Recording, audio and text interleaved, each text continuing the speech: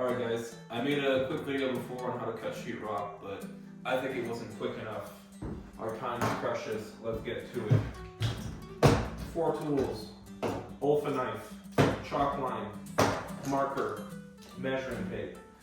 Now, the piece I'm trying to cut here is going to be 14 1/8, so I'm going to make a measure of 14 1/8. I'm going to make another measure here at 14 1/8.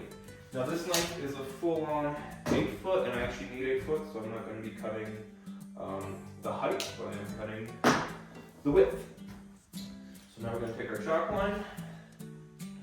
There's different colored chalks. This is the blue chalk. The blue chalk is the least permanent one, and I like that. I work with the red one and the black one, and I don't know, semi-permanence.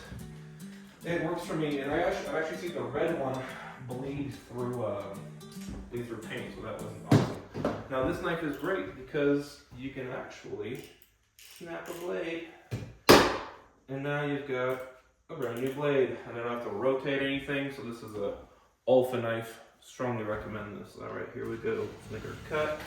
Now when I'm cutting, I'm only cutting through the first layer of, the only layer of paper. I don't need to cut deep. I've actually noticed that if you cut too deep, it doesn't work well. Here we go. Cut all the way through. Now these little short ends, they can be a little tougher to break. You kind of want to work it.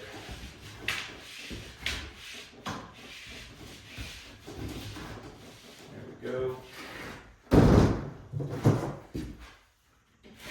Okay. Wash your fingers.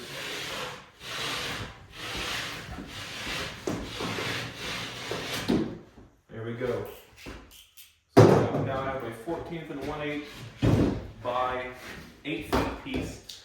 What's important about this one too is that there's a divot in here, and then this divot is what I'm going to use to connect to the other piece, which also has a divot in it.